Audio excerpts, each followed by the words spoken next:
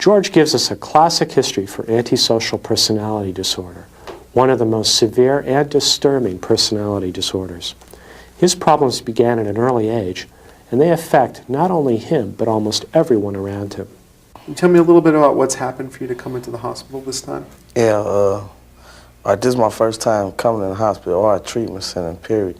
And you got to the point, I was selling drugs out on the street, dealing with a lot of people, crazy people and everything, which, because they had a sickness. But I didn't know I had a sickness because I was always, distributing it to them. And I just got to a point where I had my mind just got so bad and everything. I couldn't nobody tell me nothing. And I ain't care about nobody. I ain't care about myself. I ain't care about my mother, my father, my kids, nothing. So it was like, it got so bad where I had to put a gun up to my father's head and then put my hands out on my mother's face, calling her all out her name. And it was like anybody could have took me out. And if they would have shot me or killed me, I wouldn't have cared. When you were telling me when you were younger, under 15, you had all those fights, you ever have a fight with a weapon? That you were carrying a gun or a knife? A knife? A knife. Yeah. That was when you were under 15? Yeah, that's when I was little. I had, my mother, since she been working the course, that gave me a break on the case like that. But I ain't got caught with 13-inch switchblades, throwing knives and everything. I had caught a lot of different things like that. How old were you when that happened? Like 11 and 12 years old. Used to throw bricks at people and bust their heads, hit them with bottles and everything. I ain't care. Whatever it took to beat him, that's what I did. Now, when you were doing that, were you really trying to hurt him? Yeah, I was trying to hurt him. Because, like I said, I didn't have no feelings for nobody. When I felt like killing somebody, before I came in this hospital, when I felt like killing somebody, I didn't care about it. When you were younger, less than 15, did you ever destroy property? I used to see the bus drivers coming down Grand Avenue and once they opened the bus door, throw bricks at them and everything, then run. How old were you when this happened? 10 and 11 years old. I was right down the street from the house, so I ain't had that far to run.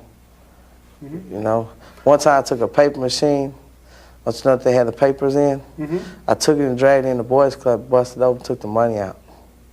Out of the machine? Yeah, how you break the machine, that it has a top. I broke the top off and took the money out of the machine. Was that something you do a lot when you were younger too, lying? Lying to people? Yeah. Lying to get out of a whooping. Okay, how about at school? Lying at school? And yeah, I was lying daily at school because, I go back to school, why wasn't you at home? Why wasn't you at school? I was sick. Go home, my mom was like, was you at school today? Yes, ma'am, I was at school.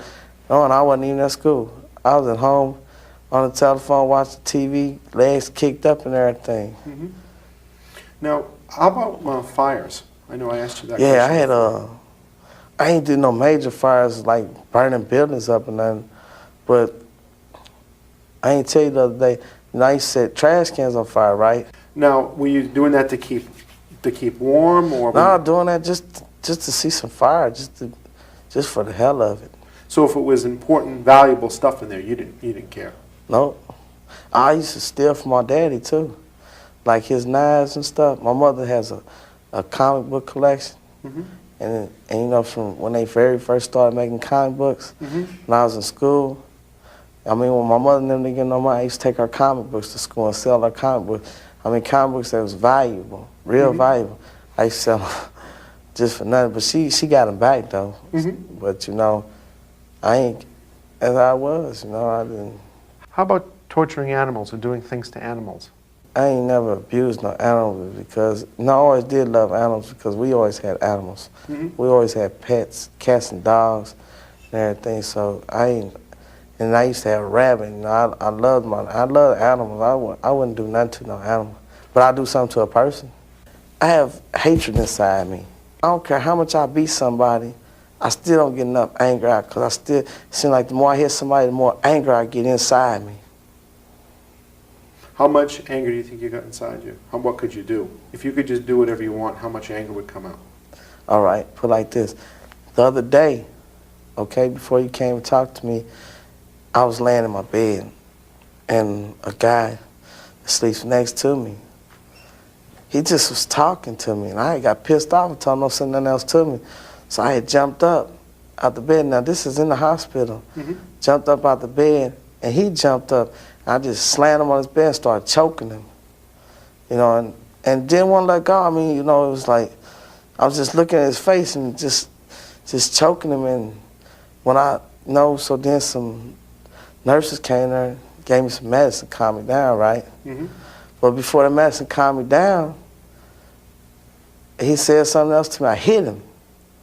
You know, then you know, the medicine finally calmed me down a little bit. When was the first time that you really started using drugs? I used drugs when I was praying. Ooh, let me see. I probably about 9, 10 years old. What kind of drug? Smoked marijuana. And then, no, that's the first time I used a drug that I smoked, but alcohol is a drug too. Mm-hmm. First time I drank some alcohol, I think I was probably about 3 years old.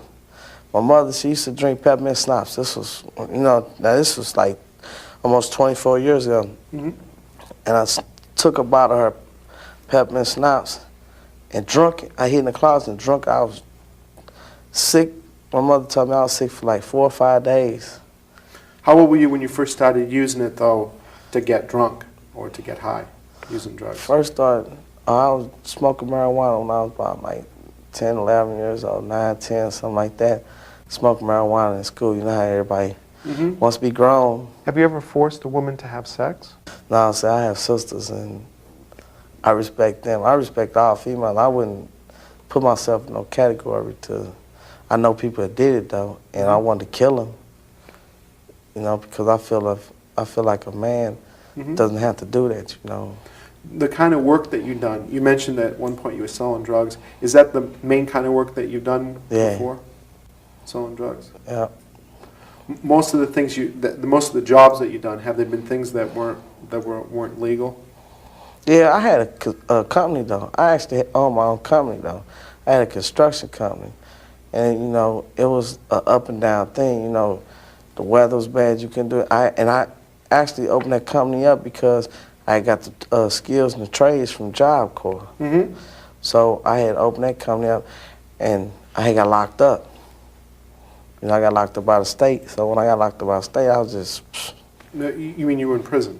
Yeah. Prison. What was that about? I assaulted a woman, you know, because she got up in my face and she acted like she was finna hit me. She was talking, but she was arguing with me, and next thing I know, I just smacked her. I broke her nose. I had so much anger and stuff in me. It was just, I just was like a bomb. You know, you see a bomb and it's just ticking. It's just a matter of seconds before this bomb blows up and you trying to get out of there. Mm-hmm. And the way I'm going, that bomb's gonna blow up in me. I won't be able to get away from it. And then What's going to happen, you think, when that bomb's going to blow up? It's gonna be a lot of people hurt. If not a lot of people dead. Mm-hmm. You know, I might be one of the persons that's lying in my grave or something, but you know, I ain't gonna go out. Hey, I'm not going out without taking somebody with me. Has it ever happened that you've actually shot or killed someone? Yeah, I don't know if I killed them. No, I shot a lot of people. A lot of people, more than one. Oh yeah. I was standing on the south side, and a guy stole my car. And I knew who it was who stole it. Then he came down the street, and I had a sawed-off 410. And I shot him with that 410. Shotgun. Yeah, I shot him. Then this was the same week. A lady tried to set me up with the police. She was working for the police, and you know, she came in there with marked money, and I stayed on the second floor.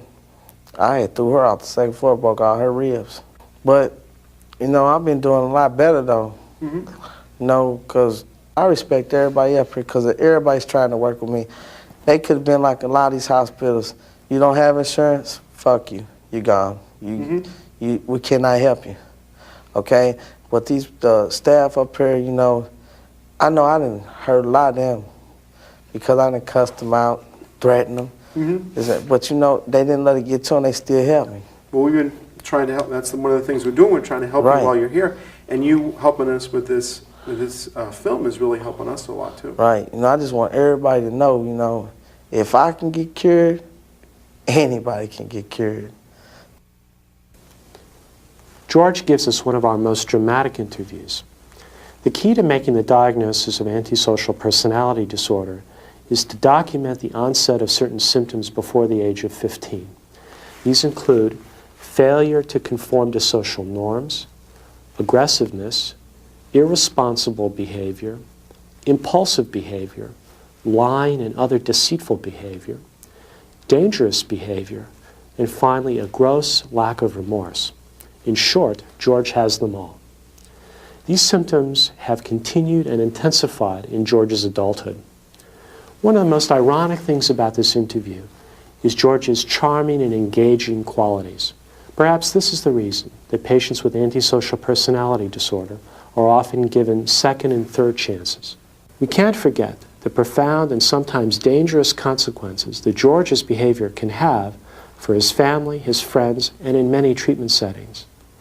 Finally, we have to recognize that George's prognosis is poor. This disorder is often lifelong, and many treatments are unsuccessful. Sadly, George has little insight into this, as his final comment shows.